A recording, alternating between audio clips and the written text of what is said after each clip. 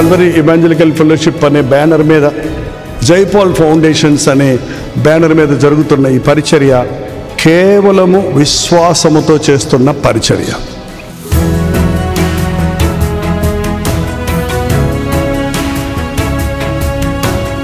క్రైస్తవుడని చెప్పుకోవడానికి సిగ్గుపడొద్దు, భయపడొద్దు. చాలామంది సిగ్గుపడతారు ఇవాళ ప్రభువుని నమ్ముకున్నానని చెప్పుకోవడానికి.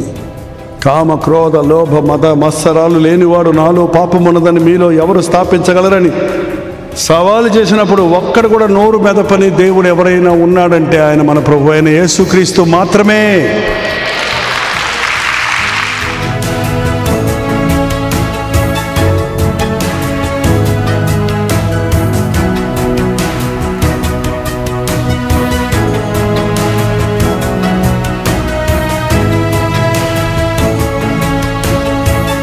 ఒక జైపాల్ జీవితంలో జరిగిన సంభవాలు మనం వింటుండగా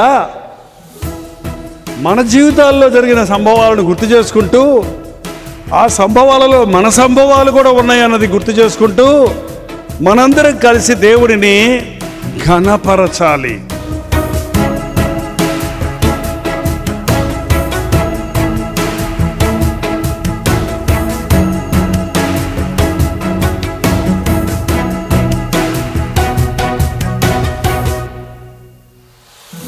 నీ దేవుడు ఎంత గొప్పవాడో తెలిస్తే నువ్వు అంత గొప్పవాడు అవుతావు.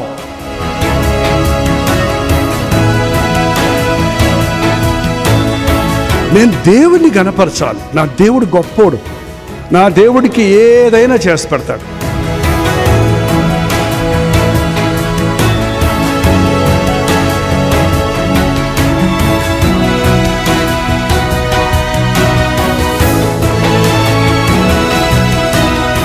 వచ్చిన వాడికి మరణ భయం లేదు. నా మట్టుకైతే బ్రతుకుట క్రీస్తు, చనిపోతే పరలోకం. హల్లెలూయా.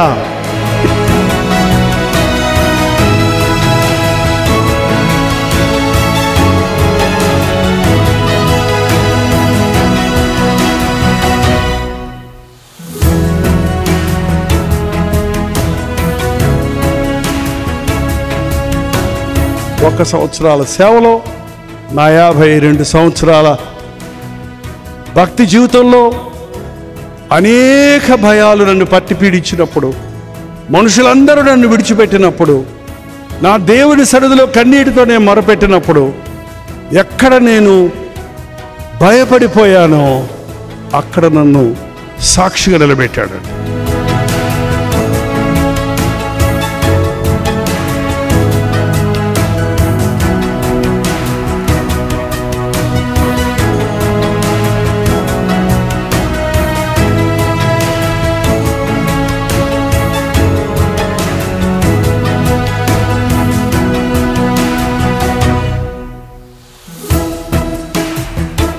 నేను సమర్పించుకున్నాను దేవునికి. కాబట్టి ఆపదల్లో మరణం నుండి తప్పించాడు, కీడు నుండి తప్పించాడు.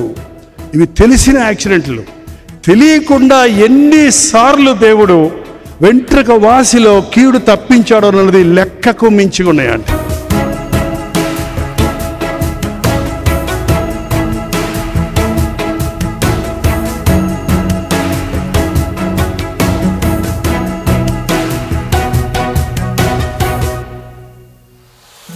సింహపు పిల్లలకు లేమి కలుగుతుంది, కానీ యెహోవాను ఆశ్రయించిన వారికి ఏ మేలు కొదువ ఉండదండి.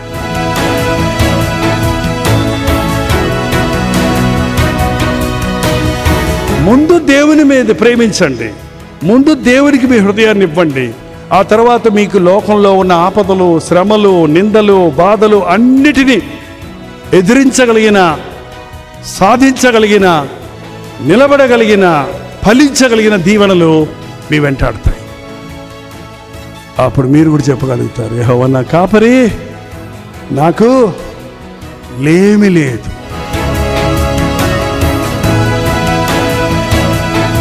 నా విమోచకుడు, నా రక్షకుడు సజీవుడు.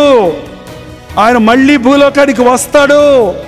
ఆయన వచ్చినప్పుడు నేను సమాధిలో నా శరీరం కుళ్ళిపోయినా, నా ఎముకలు ఎండిపోయినా, నేను నా కన్నులారా నా యేసయ్యను చూస్తాను. అది నిజంగా జరగబోతుందండి.